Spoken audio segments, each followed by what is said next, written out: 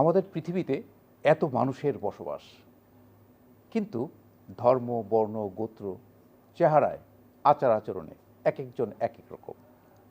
কিন্তু একটি প্রশ্নে সবাই এক, সৌন্দর্য। সবাই আমরা সুন্দরের পূজারী।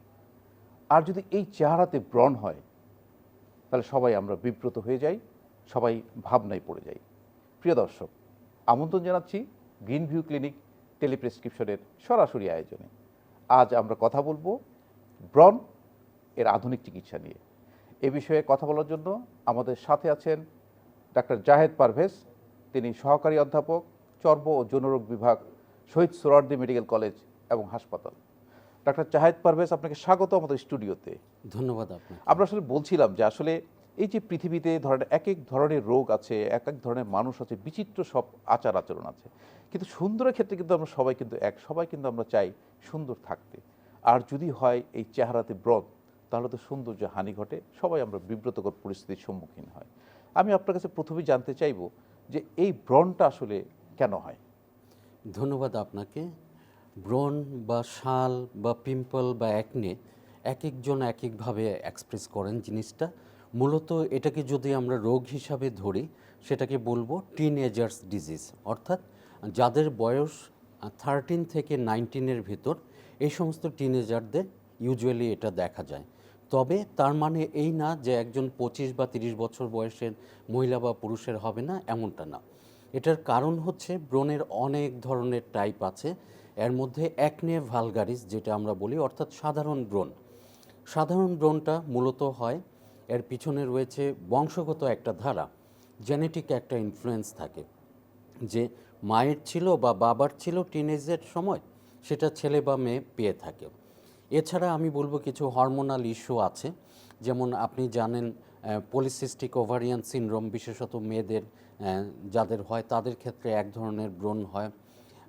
আরও কিছু হরমোনাল ইস্যুর কারণে ব্রণ হয়, লাইফস্টাইলের কারণে, যেমন আপনি ত্বকটা রেগুলার যেভাবে ক্লিন করার কথা সেইভাবে আপনি পরিষ্কার করছেন না, প্রপার ময়েশ্চারাইজার বা অন্য কোনো ক্রিম লাগাচ্ছেন না, বাজার থেকে নিম্নমানের কিছু লাগাচ্ছেন, যাতে করে পোর, যেটা স্কিন তো মূলত রেসপিরেশন নেয়, স্কিনের রেসপিরেশন যখন বাধাগ্রস্ত হয় তখন এক ধরনের দানা দানা উঠে, সেটা ইউজুয়ালি ফেসে হয়, এছাড়া চেস্টের মাঝামাঝি, পিঠের মাঝখানে, কারো কারো শোল্ডারেও হয়। আরও কিছু ঔষধে হয়, যেমন কেউ টিনেজার যারা বিশেষত যে স্বাস্থ্যহীনতার কথা শুনে স্টেরয়েড ট্যাবলেট খান, তাদের এক ধরনের ব্রণ হয়, সেটাকে আমরা স্টেরয়েড একনি বলি। আবার কসমেটিক্সের জন্য এক ধরনের ব্রণ হয়। আপনি জানেন বর্তমানে রং ফর্সাকারী ক্রিমের যেই প্রচারণা, যেই দোর্দণ্ড প্রতাপ, সেটার কারণেও অনেকের ত্বকে একনি দেখা যায়। আবার কেউ কেউ আছে যে অতিরিক্ত পরিষ্কার রাখতে যে বিভিন্ন ধরনের ফেস ওয়াশ দিনের মধ্যে 10 বার 15 বার মুখ ধুচ্ছে, তাদের ক্ষেত্রে এক ধরনের ব্রণ হয়, সেটাকে আমরা বলি একনি কসমেটিকা। ডাক্তার জাহেদ পারভেজ, আপনি বলছিলেন যে টিন এইজের আসলে এই রোগটা কিন্তু আমরা দেখি যে টিন এইজ মেয়েরা বেশি আসে আমাদের কাছে, Exactly. যে তাদের ব্রণের সমস্যা নিয়ে, বিশেষ করে মানে যারা স্কুল গোয়িং বা কলেজ গোয়িং, তাদের ক্ষেত্রে আমরা বেশি দেখতে পাই, এবং ছেলেদের ক্ষেত্রেও কিন্তু আমরা সমানভাবেই দেখতে পাই। আসলে এই বয়সে এই অ্যাক্টিটা আসলে মানে কি কারণে হচ্ছে, এটা আপনি যদি একটু খুলে বলতেন আমাদেরকে। মূলত এটার পিছনে যেই হরমোনাল ইস্যুটা আছে, সেবাসিয়াস গ্ল্যান্ড যে আমাদের ত্বকে রয়েছে, বিভিন্ন ধরনের ঘর্মগ্রন্থি আমি বলতে পারি, সেই গ্ল্যান্ডটা প্রতিনিয়ত একটা সিক্রেশন দিচ্ছে। এই সিক্রেশনটা হরমোনাল কারণে হাইপার অ্যাক্টিভ হয়ে যায়, সেবাসিয়াস গ্ল্যান্ডটা হাইপার অ্যাক্টিভ হয়ে যায়। টিনেজে আপনি জানেন টেস্টোস্টেরন হরমোন অনেক বেশি সিক্রেশন শুরু হয়ে যায়, আরও কিছু হরমোনের কারণে। যখন হাইপার অ্যাক্টিভ হয়ে যায় তখন নর্মালি আমাদের ত্বকে কিন্তু এক ধরনের জীবাণু, আপনি জানেন সমস্ত শরীরে বিভিন্ন ধরনের জীবাণু থাকে, যেটা শরীরের ক্ষতিকর কিছু না, এটাকে বলে নর্মাল ফ্লোরা। তো মুখে ইউজুয়ালি থাকে প্রোপিওনো ব্যাকটেরিয়াম অ্যাকনি নামের একটা ব্যাকটেরিয়া বা জীবাণু। তো যখন সেবাসিয়াস গ্ল্যান্ড হাইপার অ্যাক্টিভ হয়, তাদের সিক্রেশন বাড়ে। এই সিক্রেশন বেশি পরিমাণে খাওয়ার জন্য ওই ব্যাকটেরিয়াটা মাল্টিপ্লাই করে, বংশবৃদ্ধি করে অতি দ্রুত, কারণ তখন মুখে বিভিন্ন ধরনের লিপিড জাতীয় জিনিস জমে, সেটা খাওয়ার জন্য এটার বংশবৃদ্ধি হয়। তখন সেটা নর্মাল ফ্লোরা থাকে না, ওইটা প্যাথোলজিক্যাল হয়ে যায়, অর্থাৎ রোগের মতো হয়ে যায়। এরা ত্বকে যেরকম সূক্ষ্ম সূক্ষ্ম মাইক্রোস্কোপিক ছিদ্র আছে সেগুলোকে ব্লক করে, যার কারণে পাইলোসেবাসিয়াস ইউনিট বলি, অর্থাৎ হেয়ার এবং সেবাম প্রোডাকশনের যে ইউনিটটা আল্লাহ তাআলা দিয়েছেন সেটা ব্লকেজ হয়। তখনই ছোট ছোট ফুসকুড়ি, দানা, কারো কারো ক্ষেত্রে সেকেন্ডারি ব্যাকটেরিয়াল ইনফেকশন হলে পুঁজ নিয়ে ব্রণের সৃষ্টি হয়। আচ্ছা, এই ব্রণটা যে আপনি বলছিলেন যে হয়, তো এই ব্রণের কমপ্লিকেশন কি, যদি কেউ চিকিৎসা না করে তাহলে কি হতে পারে? ধন্যবাদ ডক্টর জিয়া ভাই, খুব সুন্দর একটি প্রশ্ন। আসলে ব্রণের কমপ্লিকেশনের কোনো শেষ নেই। আপনি জানেন যে উন্নত বিশ্বে বিশেষত জাপানে একটা রিসার্চে এসেছে যাদের ব্রণের কমপ্লিকেশনে খপ্পরে যারা পড়েন তাদের মধ্যে অনেক টিনেজার প্রতি বছর আত্মহত্যা পর্যন্ত করে থাকেন, যা একটি মানে দুঃখজনক ঘটনা। তো কমপ্লিকেশনের মধ্যে প্রথম আমরা বলবো সেকেন্ডারি ব্যাকটেরিয়াল ইনফেকশন হয়, অর্থাৎ শুধু ব্রণের দানা না হয়ে পুজ পুজ পুজ পুজ জমে, যেটা প্রপার ট্রিটমেন্ট না হলে এক পর্যায়ে ইনফ্লামেশন হয়ে গর্ত গর্ত হয়ে যায় মুখে। কারো কারো কালো দাগ পড়ে যায় যেটা সহজে যেতে চায় না, কারো কারো ক্রিম বা মেল ট্রিটমেন্টে অর্থাৎ অপচিকিৎসার শিকার হয়ে এমন কোনো দাগ পড়ে সেটা সহজে যেতে চায় না। এছাড়া কিলোয়েড হয়ে যায়। আপনি জানেন অপারেশনের পর অনেকের ত্বক যেভাবে রেসপন্স করে যে সেলাইট জায়গাটা বা অপারেশনের জায়গাটা উঁচু হয়ে যায়, এরকম ব্রণের জায়গা অনেকের শক্ত হয়ে গোটার মতো হয়ে যায়, যেটা ডিফিকাল্ট টু ট্রিট। আবার কারো কারো বলি অ্যাকনি কংগ্লোব্লাটা, অর্থাৎ অ্যাকনি ফালমিনেন্স বা খুব কঠিন এক ধরনের অ্যাকনি, সমস্ত মুখে, ঘাড়ে, মাথায়, ত্বকের নিচে হয়, সেখানে বড় বড় সিস্টিক অ্যাকনিটা হয়। সেটাও আসলে মেডিসিন প্লাস অন্যান্য চিকিৎসার মাধ্যমে কমিয়ে নিয়ে আসতে আমরা হয়। কিন্তু একটা জিনিস দেখি যে যারা টিনেজ আছেন তাদের এই মুখে যখন কোনো গোটা থাকে, আমাদের একটা প্রবণতা থাকে যে এই গোটা চিপে ভিতর থেকে ভাত বা সাদা জাতীয় একটা জি। পদার্থ বের করার জন্য। এটা কিন্তু সবসময় আমরা দেখি যাদের যাদের ব্রণ আছে তাদের হাতটা মুখেই লেগে রয়েছে। চলে যায়। তো সেইটা থেকে আসলে কমপ্লিকেশনগুলো হয় বা ওটাকে লাগানো উচিত কিনা? সেটা কোনো অবস্থাতেই লাগানো উচিত না। আসলে জিয়া ভাই, বয়ঃসন্ধি এমন একটা সময় যেটা মন ও শরীরে বিভিন্ন ধরনের ইমপ্যাক্ট ফেলে। তো একজন কিশোর বা কিশোরী যখন দেখে যে আগে আমার ত্বকটা অনেক সুন্দর ছিল, এখন নানা ধরনের দানা, বিচি বা পুঁজ নিয়ে উঠছে, তখন অটোমেটিক্যালি নিজের অজান্তেই তার হাত চলে যায়, সেটা থেকে সে পরিত্রাণ পেতে চায়, তখনই খোঁটাখুটি শুরু হয়। কিন্তু আখেরে এটার রেজাল্ট কখনোই ভালো না, যার কারণে দেখা যায় কমপ্লিকেশন যেগুলো হয় যারা অতিরিক্ত খোঁটাখুটি করেন তাদের ক্ষেত্রে একটু দীর্ঘদিনের চিকিৎসা ব্যবস্থায় আসতে হন। আচ্ছা, আমরা যদি এই একটা চিকিৎসাতে যাই, যে কমপ্লিকেশনগুলো এগুলো আমরা পরে জানবো, কিন্তু আমরা স্বাভাবিক একটা নর্মাল একটা টিনেজের অ্যাকনি হয়েছে, সেক্ষেত্রে তার চিকিৎসাটা কি হবে, বা অ্যাকনি না হওয়ার জন্য কোনো প্রিভেন্টিভ কোনো মেজার আছে কিনা? এক্স্যাক্টলি, ধন্যবাদ আপনাকে। প্রথমে আসি টিন এজে যাদের ব্রণ হয়েছে তাদের চিকিৎসায়। অনেকে আমাদের মা খালারা বলেন যে একনি অটোমেটিক উঠেছে, এটা বয়সের রোগ, ঠিক হয়ে যাবে, কিন্তু প্রথম থেকেই যত্ন না দিলে এটার ইফেক্ট ভয়াবহ হতে পারে। যার কারণে আমি বলবো প্রপারলি মুখ ক্লিন করা। এখন অ্যাকনি সম্পর্কে অনেকের ধারণা আছে যে অতিরিক্ত তেল সিক্রেশন মুখে হয়, যার কারণে বারবার সাবান দিয়ে বা ফেস ওয়াশ দিয়ে বা তথাকথিত হার্বাল ফেস ওয়াশ দিয়ে মুখ ধুচ্ছে, এই কারণেও কিন্তু র্যাশটা আরও বেড়ে যায়। আবার অনেকের ধারণা শীতকালে তো একনি হবে না যেহেতু তেলের সিক্রেশন কম, আসলে ঘটনাটা সম্পূর্ণ ভুল। শীতে অনেকেরই খুব বেশি মাত্রায় ডাক্তার একনি জাহেদ হয়। পারভেজ, একজন দর্শক আমাদের সঙ্গে আছেন, আমরা ফোন কলটি নিয়ে নিচ্ছি।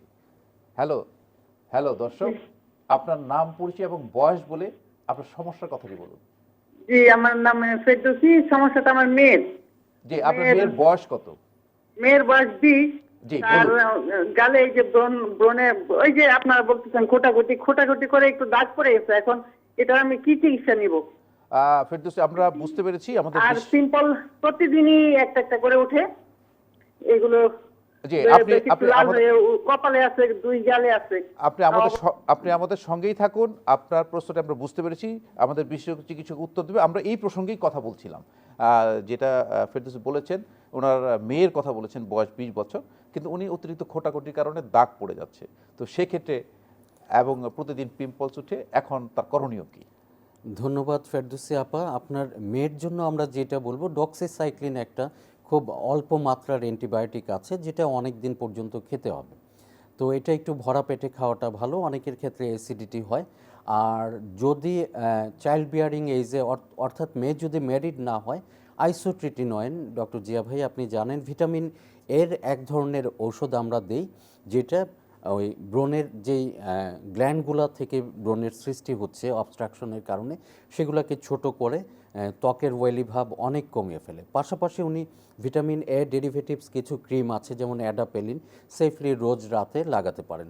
আর মুখটা অবশ্যই এমন একটা ক্লিনজার দিয়ে পরিষ্কার করতে হবে যাতে অতিরিক্ত ড্রাইও না হয় আবার অতিরিক্ত তৈলাক্তও না হয়। এবং সবচেয়ে গুরুত্বপূর্ণ যেটা, যেহেতু এখন শীতকাল, আমি বলবো ড্যান্ড্রাফ থেকে অর্থাৎ খুশকি থেকে অনেকের হিউজ পরিমাণ ব্রণ হয়, খুশকি আমাদের শীতে বেড়ে যাচ্ছে, সেগুলো যখন ফেসে আসে তখন খুশকি প্লাস প্রোপিওনিও ব্যাকটেরিয়াম একনি মিলে একটা দুর্বিষহ ব্রণের আবহ তৈরি করে।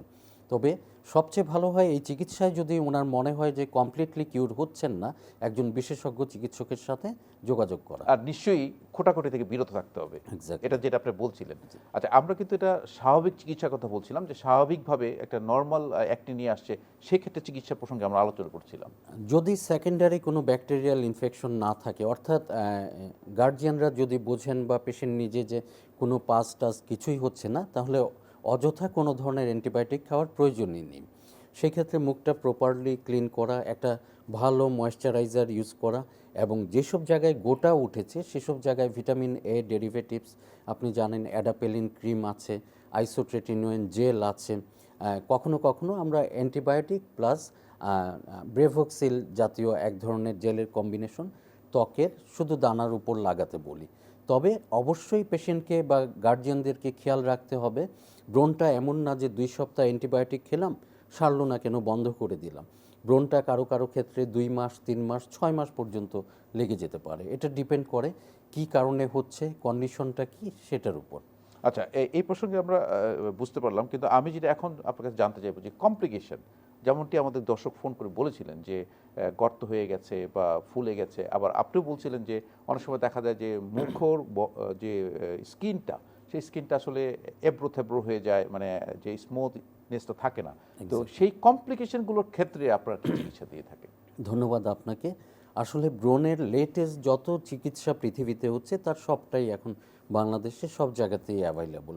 মূলত যদি অল্প মাত্রায় কোনো ধরনের দাগ হয়, কারো কারো কালো দাগ হয়ে গেছে, সেক্ষেত্রে আমরা বলি কেমিক্যাল পিলিং। ত্বকের জন্য সেফ কিছু কেমিক্যাল অবশ্যই ডক্টরের তত্ত্বাবধানে আমরা ইউজ করি। মাসে মাসে একবার মুখটা ক্লিন করে আমরা সেটা লাগিয়ে দিই, সেটা গ্র্যাজুয়ালি পিল অফ হয়। নর্মালি শীতের দিন যেমন আমরা মুখ ঘষালে চামড়ার মতো উঠে, আমরা সাধারণত বলি মরা চামড়া উঠছে, সেরকম ধীরে ধীরে কেমিক্যাল পিল হয়ে আস্তে আস্তে পিগমেন্টেশনটা চলে যায়। তবে অবশ্যই আমরা এই প্রসঙ্গে আবার আসবো, আমাদের আরেকজন দর্শক আছে, আমরা ফোন কলটি নিয়ে নিচ্ছি। হ্যালো দর্শক, আপনার দুঃখিত, মনে হয় সংযোগটা বিচ্ছিন্ন গেছে, আবার যুক্ত হলে আমরা আবার আসবো। তো আমরা যে প্রসঙ্গে ছিলাম, যে কমপ্লিকেশনের কথা আপনি বলছিলেন। কেমিক্যাল পিলিং করে সেফলি ত্বকের দাগটা দূর করে ফেলা যায়।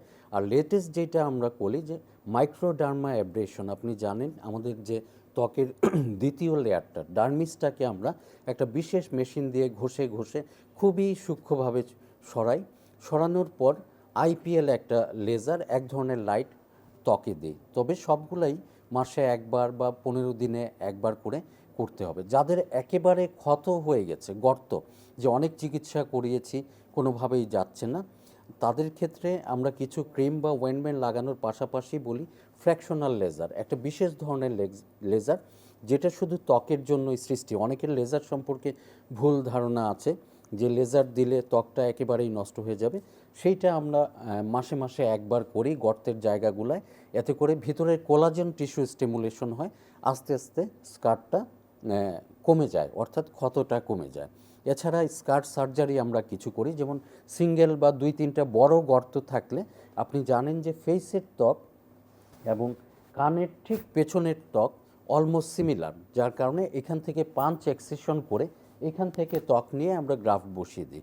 শুনতে মনে হচ্ছে অনেক জটিল একটা পদ্ধতি, আসলে এটা চেম্বার প্রসিডিউর, যে কোনো সময় চেম্বারে এই ডক্টররা করে থাকেন। এছাড়া স্কার রিমিশন সার্জারি কিছু আছে। তাছাড়া আমরা কিছু কেমিক্যাল দিয়ে ফ্রস্টিং করি, গর্তগুলায় কটন বার দিয়ে লাগিয়ে দিই, ইনফ্লামেশন হয়ে 2-3 দিন পেশেন্টকে একটু রোদে কম যেতে হবে, আস্তে আস্তে গর্তের জায়গাটা ভরে আসে। আবার কিলোয়েড যদি বলি, যাদের এরকম শক্ত হয়ে গেছে স্কার, সেই ক্ষেত্রে ইন্ট্রালেশনাল কিছু ইনজেকশন আমরা পুশ করি, যাতে করে আস্তে আস্তে কিলোয়েডটা চলে যায়। আচ্ছা, আপনি লেজার থেরাপির কথা বলছিলেন। আসলে লেজার নিয়ে কিন্তু আমাদের মধ্যে একটা বিভিন্ন ধরনের মানে বিভ্রান্তিকর ইনফরমেশন কিন্তু আছে। এই লেজার দিয়ে আসলে মানে আপনারা কি করেন, কতদিন চিকিৎসা করেন এবং কি প্রক্রিয়ার মাধ্যমে করে থাকেন?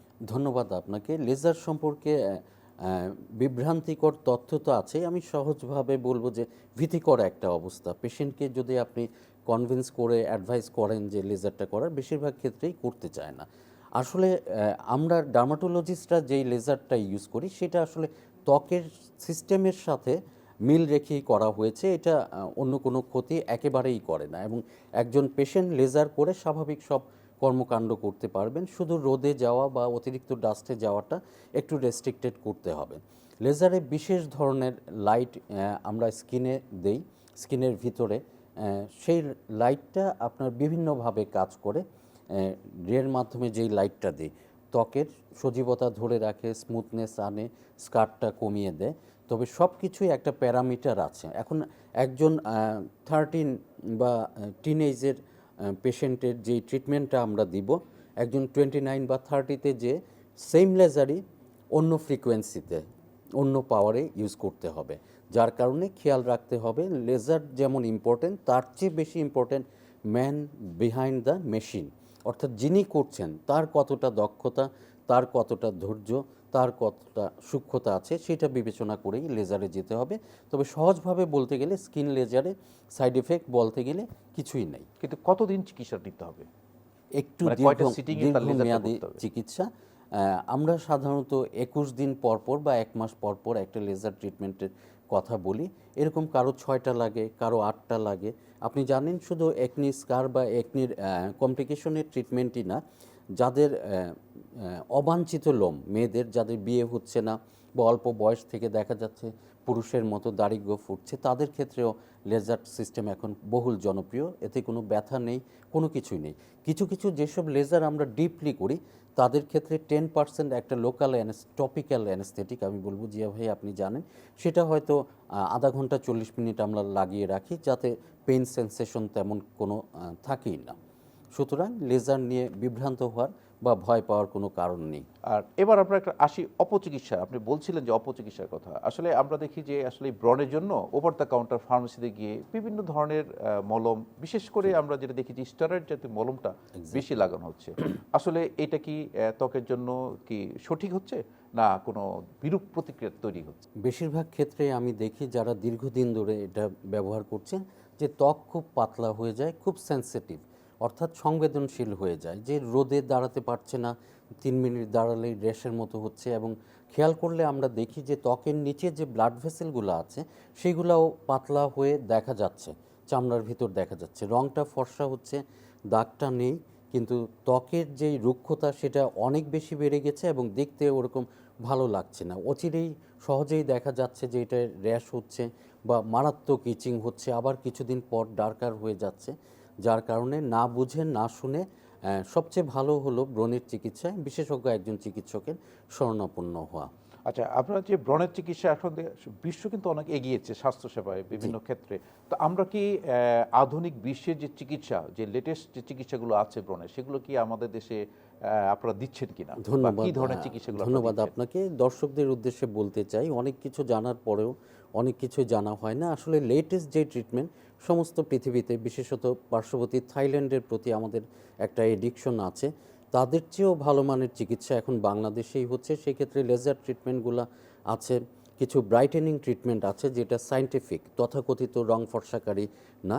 সেক্ষেত্রে আমরা ভ্যাম্পায়ার ফেসিয়াল একটা করি। শুনে অনেকে ভয় পেতে পারেন, ভ্যাম্পায়ার আসলে ব্যাট উইংয়ের মতো, তো এই জায়গাগুলোয় আমরা পিআরপি করি এবং এক ধরনের ডার্মা পেন ইউজ করি, যাতে স্কিন রিজুভিনেশন হয়, গর্তগুলো আস্তে আস্তে কমে যায় এবং ত্বকের কালো দাগটা যে ত্বক উজ্জ্বল, সুন্দর এবং মসৃণ হয়। এছাড়া মাইক্রোডার্মাব্রেশন আছে, কেমিক্যাল পিলিং, সমস্ত পৃথিবীতে যা হয় সেগুলো আমরা করছি। আইপিএল লেজার করছি, স্পেসিফিক্যালি ব্রণের জন্যই কিছু আইপিএল লেজার আছে, অনেক উন্নত সংস্করণ, সেটা আমাদের দেশেই এখন আমাদের ফ্রেন্ড সার্কেলই ইউজ করছে, আমরাও করছি। আপনি বলছিলেন পিআরপির কথা, এটা আসলে পিআরপি ব্রণের এই চিকিৎসার জন্য কিভাবে কাজ করে? ধন্যবাদ আপনাকে। পিআরপি নতুন করে ব্রণ ওঠা কমায়, পাশাপাশি ব্রণের যে দাগ বা স্কার সেটাও কমিয়ে দেয়। আপনি জানেন পিআরপি কন্টেন করে গ্রোথ ফ্যাক্টর। তো একজন পেশেন্টের ফেসে যেটা দেয়, আমরা ইউজুয়ালি যাদের একটু ডিপ সেটেড স্কার বা পিগমেন্টেশন থাকে তাদের ক্ষেত্রে ইনসুলিন সিরিঞ্জের সাহায্যে দিই। আরেকটা কথা বলে নিই, এতে ভয় পাওয়ার কোনো কারণ নেই, কারণ কোনো ব্যথা বা বেদনা পেশেন্ট অনুভব করেন না। এক ধরনের টপিক্যাল অ্যানেস্থেসিয়া আমরা 20-25 মিনিট লাগিয়ে রাখি। না, কিন্তু তো আগে একটু আমরা একটু আগে জানতে চাচ্ছি যে পিআরপি জিনিসটা কি, এটা কোত্থেকে নেওয়া হয়, কি কোনো ইনজেকশন কিনা, কোনো ওষুধ কিনা? পিআরপি যেই শব্দটা, সেটার মধ্যে এটার অন্তর্নিহিত অর্থ আছে প্ল্যাটিলেট রিচ প্লাজমা, অর্থাৎ আমাদের ব্লাডকে যদি আমরা প্লাজমা হিসাবে বলে থাকি, এর মধ্যে অনেক ইনগ্রেডিয়েন্ট আছে। আপনি জানেন জিয়া ভাই, প্ল্যাটিলেট বা অনুচক্রিকা, ছোটোবেলায় আমরা যেটা পড়তাম, সেটা একটা সেল। তো এই সেলটা নর্মালি পেশেন্টের ব্লাডটা নিলাম আমরা একটা সেন্ট্রিফিউজ মেশিনে, বিশেষ মেশিনে দেওয়ার ফলে ঘুরলো 15-20 মিনিট, তখন টেস্ট টিউব যেটার মধ্যে ব্লাড নেই সেটার উপরের দিকে ইয়েলো কালারের একটা জিনিস জমে। এই ইয়েলো কালারের রহস্য হচ্ছে প্ল্যাটিলেট সেলটা যতটুকু থাকার কথা রক্তে, সেটাকে আমরা অল্প জায়গায় বেশি নিয়ে আসি। সেইটা আমরা মুখের ত্বকে দেই। আপনি জানেন হেয়ারের জন্য খুব জনপ্রিয়। মুখের ত্বকে দিলে গ্রোথ ফ্যাক্টর রিলিজ, যেটা আপনার রিজুভিনেশনে হেল্প করে, নতুন সেল তৈরিতে হেল্প করে। গ্রোথ ফ্যাক্টরের মূল কাজ হচ্ছে কোনো জায়গায় ইনজুরি হলে সেটাকে রিকভার করার জন্য নতুন সেল তৈরিতে বড় ধরনের ভূমিকা রাখা। তো পিআরপি যখন দেই, ইনস্ট্যান্টলি একটা গ্লো পাওয়া যায়। পাশাপাশি এটা ধীরে ধীরে কাজ করতে 2 উইকস লেটার দেখা যায় যে রিজুভিনেশন হচ্ছে, অর্থাৎ ত্বকের পুনর্জাগরণ, ত্বকটা দাগটা কমে যাচ্ছে, অনেক টান টান হচ্ছে। পাশাপাশি অনেক সময় আমরা পিআরপি প্লাস গ্রোথ ফ্যাক্টর, যেমন ফেসের বা ত্বকের জন্য এক ধরনের গ্রোথ ফ্যাক্টর, হেয়ার রিগ্রোথের জন্য আরেক ধরনের গ্রোথ ফ্যাক্টর ইউজ করি। সেটা একজন কনসালটেন্ট ডক্টরি ডিসিশন নেন ত্বকের জন্য কি ভালো হবে। না, তার মানে এই পিআরপিটা আসলে আপনি বলছেন যে যে রোগী আসছেন সেই রোগীর রক্ত থেকে পিআরপিটা আপনারা প্রসেস করে তৈরি করে, এই পিআরপি যে সেলগুলো, যে গ্রোথ ফ্যাক্টরগুলো, সেগুলো আপনারা ইনজেকশন আকারে তার যে জায়গায় আক্রান্ত সেই জায়গায় দিয়ে দিচ্ছেন, সেখানে রিজেনারেশন হয়ে সেলগুলো হয়ে তার গর্তটা ভরাট হয়ে যাবে। ইনজেকশন শুনে ভয় পাওয়ার কারণ নাই। অনেককে আমরা শুধু স্প্রে করি, ওই পিআরপিটা স্প্রে করে একটা স্পেশালাইজড ডিভাইস, মাইক্রোনিডেল বলি বা ডার্মাপিন বলি, ওইটা দিয়ে আস্তে আস্তে ঘষিয়ে। আচ্ছা, এই চিকিৎসাটা আপনারা কতদিন করে থাকেন এবং রোগীর যে সুস্থতা কতদিন পরে আসবে? সবার আগে যেটা বলবো, রোগীর সুস্থতা সেটাই বড় ফ্যাক্টর। সেই ক্ষেত্রে আমি বলবো যে 2টা সেশনের পর পেশেন্ট ফিল করবেন যে একটা পজিটিভ ভাইব, অর্থাৎ উনি ভালোর দিকে যাচ্ছেন, দাগ কমে যাচ্ছে, স্কার কমে যাচ্ছে। তো স্কারের ধরন বুঝে বা পিগমেন্টেশনের ধরন বুঝে 6 থেকে 8টা লাগে। ইউজুয়ালি 21 দিন পর পর আমরা করতে বলি, কেউ কেউ 1 মাস পর পরও করেন। একজন পেশেন্টের ব্যাপারে সিদ্ধান্ত নেবেন একজন স্পেশালিস্ট বা কনসালটেন্ট, যে উনি কতদিন পর পর করলে এক্স্যাক্ট রেজাল্টটা পাবেন। এবং সবচেয়ে মজার ব্যাপার, সেই ডিসিশন নেওয়ার আগে আমরা এক ধরনের মেশিন ইউজ করে থাকি, ট্রাইকোস্কোপ বা ডার্মোস্কোপ বলেন। এবং এই ডার্মোস্কোপ দেখে মনে হচ্ছে খুব ছোট একটা জিনিস, এটা আসলে খুবই এক্সপেন্সিভ একটা জিনিস, যেটা ত্বকের ভিতরে 2টা লেয়ার পর্যন্ত আমরা হ্যান্ডলি দেখতে পারি। তখন আমরা ডিসিশন দিতে পারি যে আপনার দাগের জন্য বা আপনার স্কারের জন্য এই পদ্ধতিগুলো আছে, আপনার কাছে অ্যাফোর্ডেবল হয় কিনা সেটা দেখেন, সেই অনুযায়ী আমরা ট্রিটমেন্ট দিব। এবং তাতে করে তার যে দাগ বা গর্তগুলো, এগুলো সম্পূর্ণভাবে আপনারা সেই ব্যাপারে ইনশাল্লাহ কোনো অসুবিধাই হয় না।